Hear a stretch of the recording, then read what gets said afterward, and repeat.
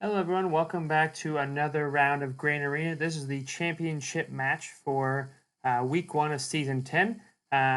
Going up against my next opponent here, and so I set a pretty decently heavy defense. My opponent seems to have gone fairly light on their defense, which seems to be about what they normally do. But these teams aren't too complicated. They put a couple extra random things here and there to try to, I'm assuming, try to trip me up or make me want to like undersize to and maybe lose a banner somewhere here and there. But the defense, at least up at the front, is not too menacing looking. And so we're going to take a closer look then at the defenses that were set. And so at the top there, you can see an Easy Ewok team and then a Jango Fett Bounty Hunter team, the two that he placed up top. So both of these shouldn't be too much of a problem. And then towards the bottom, we've got a Newt with a Watt with some Night Sisters there, kind of a little cheese, and then Kira Nest team with some other scoundrels. And so the first thing that we're going to do first off, we're going to show you guys the board. They cleared my map with 1746. That's a pretty efficient score. So this does tell me probably with certainty that they did not keep a lot for defense. So they did not put a lot on defense, kept a ton for offense. But the first spot we're going to jump into is that Newt team. I'm going to use my CLS versus that. I know that I need to go in with a lot of undersized and get a lot of efficient banners. First off, got to get Newt out of there pronto. He's going to start passing tech around, which is going to become a huge nuisance. This was super unfortunate that they stunned Chewie off the bat. I did not like that, but I want to get Dooku out of there quickly, or at least control him quickly as well, because I don't want him stealthing everybody and making things difficult for me. But here we can take him out with the assist, and Asajj once again stuns Chewie. So I didn't check the potency on her beforehand to see if that was going to be a problem, but obviously I should have checked the potency. Not that it would have done a lot of difference, but got the first kill Newt there. Starting to strip away some banners, which I'm not thrilled about. Want to be able to recover these banners as best as possible. But thankfully with Asajj and Zombie, I can kind of cheese that a little bit and recover banners to some extent. I can't do that too much or it's going to just ramp up Asajj way too much. And so I just got to be careful on how much I ramp her up because I don't want her to become too difficult to kill. But at this point, I recognize I need to try to recover some banners. I've got to be as efficient as I possibly can. So starting to get CLS and Han back up. Got another kill there on Asajj. And so just really got to be careful. I believe that was the second kill, so I don't want to make any more kills on her until I'm ready to close out this battle. And so I can kind of just bide my time here. I don't have to worry about any plague because there's no Mother Talzin, but trying to do my best to recover as many banners as I possibly can. And I can hit away on Zombie as much as I want. Just got to be careful with Asajj. And so at this point, I'm thinking there's no way I can recover banners on Chewie, but if I can get Han and CLS recovered, I'll be golden. And so just a sliver missing on Han. Chewie's starting to get a little low as well, and so I'm wondering, like, I need to just kind of get this battle over with before Asajj somehow just kills me. And so that was the second kill right there. So it looks like Han and CLS are fully recovered. So at this point, I just think I need to end this battle. I'm not going to recover the banners on Chewie. So we take out Asajj there for the third time, then Zombie's gone. 61 points, still good. Next battle, I want to take undersized Traya versus this Kira Nest team. And obviously, this is going to work really well. My hope is to be able to still score about 60, 61 on this one as well. I want to try to keep above that 60-point range. My opponent has left me quite the battle in terms of this entire match. They got a very efficient score, so I got to do really well at being efficient, which is a game that I do enjoy playing. So I'm up for the challenge. Trying to get Kira out of there. She got a lot of AoEs, which can become annoying. Just trying to take out as many of the AoE characters as early as possible to kind of eliminate losing as many banners as possible. But once Trey and Nihilus lose enough banners, there's no way to recover. Only person to recover banners is Scion, and I can do that with his second special. So my hope then is I can get a 60 points with this one, being able to finish off with Scion recovering banners. At this point, both Trey and Nihilus have lost too many banners. So Nesta is going to continue to be a threat here. Went ahead and annihilated her. Next, I want to get out Mission because she just puts out a decent amount of damage. So I want to make sure that I can remove that ability for the damage to be hitting. So if I can find ways to then recover the banners on Scion, I can do that. So I don't want to use that special until I really need to. And so I'm just kind of debating if I really want to use it, trying to get Juhani out of here as much as possible and Mission. Leave Zalbar for last because I can kind of ping away at him. He doesn't do a ton of damage if I can keep him controlled, and then it won't be an issue. And so just wanted to reapply Thought about replaying the isolate there, but decided against it. Just go and take out Juhani, take out Mission. We're good to go. So again, the airways, nothing to do about recovering those banners at this point, so I'm not super concerned about him.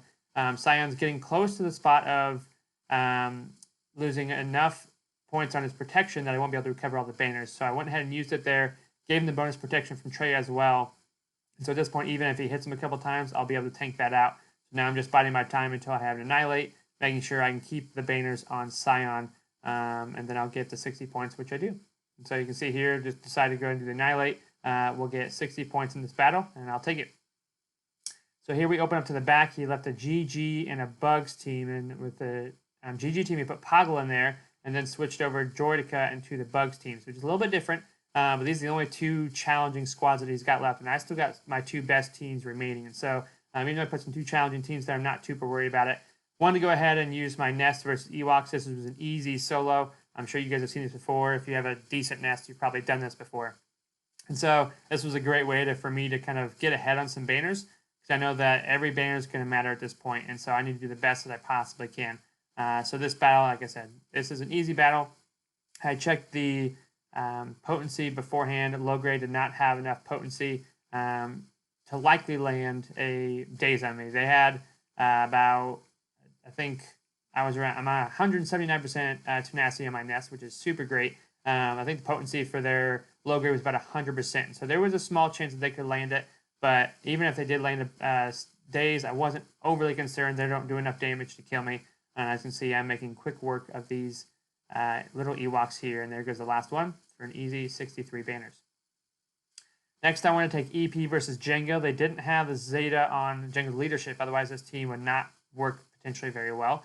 And so I wanted to go ahead and use this team here, and I wanted to use Watt, so that way I could do the best banners that I possibly could.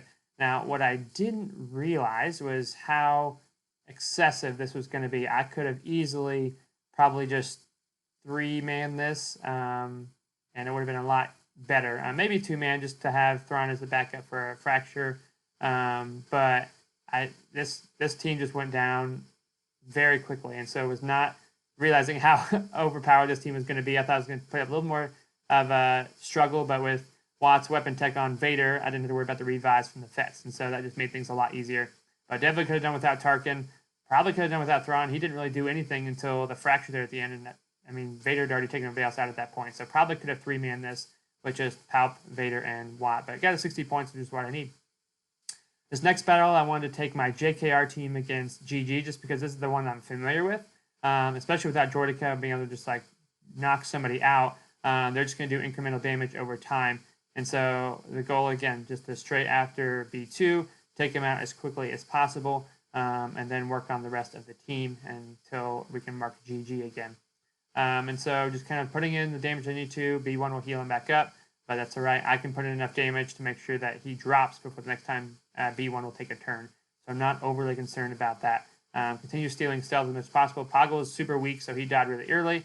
Then B2 went next. So I got 2 of these big hits from GG in a row. At this point, I'm kind of hoping they just kill. I thought about just leaving JKR open just to die, because then if the Savior triggers, would be full health and protection. So that wasn't going to be the worst thing in the world. So I was hoping it would happen here, and it does. And so actually that is better because I recovered all health and protection banners right there. And so Bastila did get a little bit low, which is unfortunate. So at this point, I'm just trying to recover as many banners as I possibly can.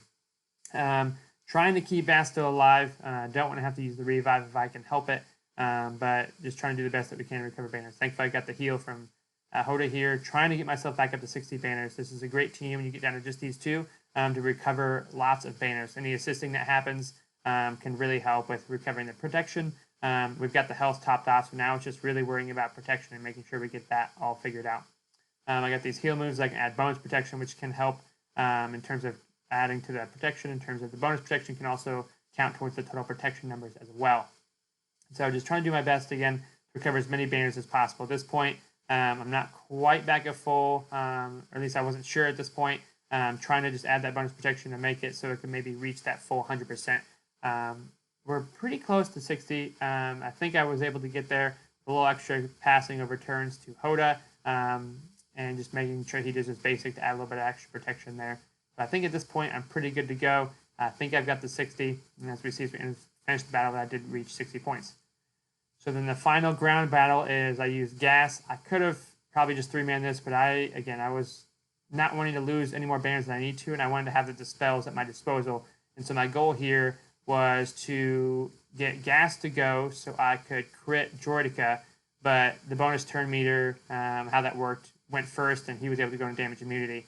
And so this is why I wanted to make sure that I brought in 2 different ways, or just a couple different ways that I could dispel, and that's with a turret. And so applying that on 2 different characters, I can eventually get my way over to attacking Droidica to make sure I can dispel that, which I do here because I don't want him assisting all the time and causing any more damage. The only person I want to take damage is Gas. There's a big hit there, which I was not wanting to have happen. So at this point, the only other AoE person here is Brood Alpha. If I can kill him right here, which I do, then I don't have to worry about AoE. So then the only banners I'm going to lose are from Gas, which is to be expected. He was going to take a few hits as it was.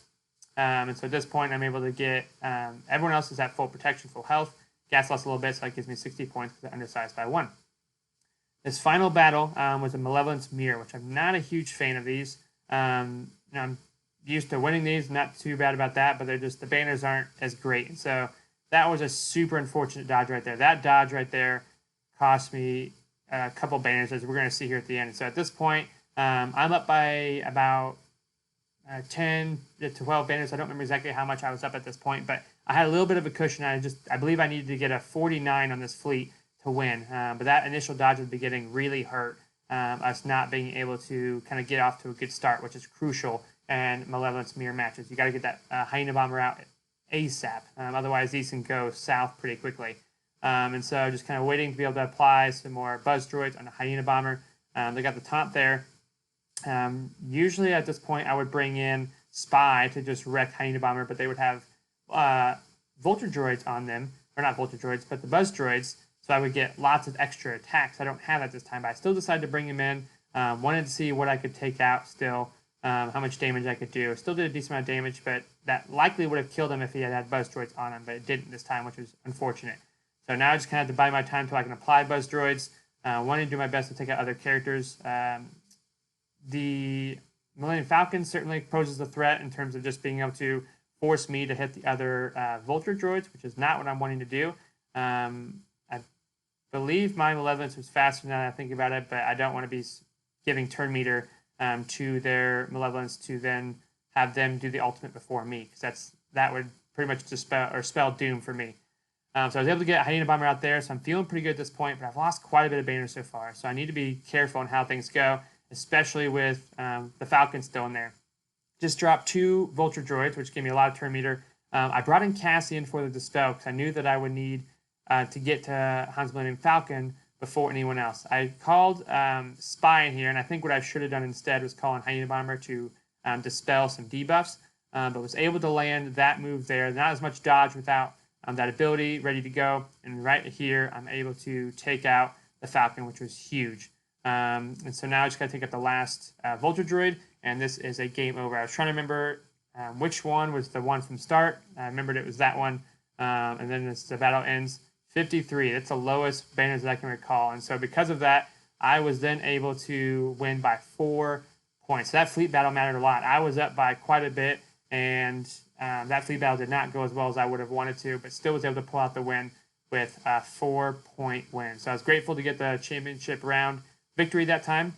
And so the first week of Season 10 in Grand Arena was able to win all 3 and finish in first place. So super happy about that. So if you guys have enjoyed this video, leave me a like or subscribe to the channel. Would love to hear you guys' comments down below. And as always, thank you guys for watching. Kemo out. May the Force be with you.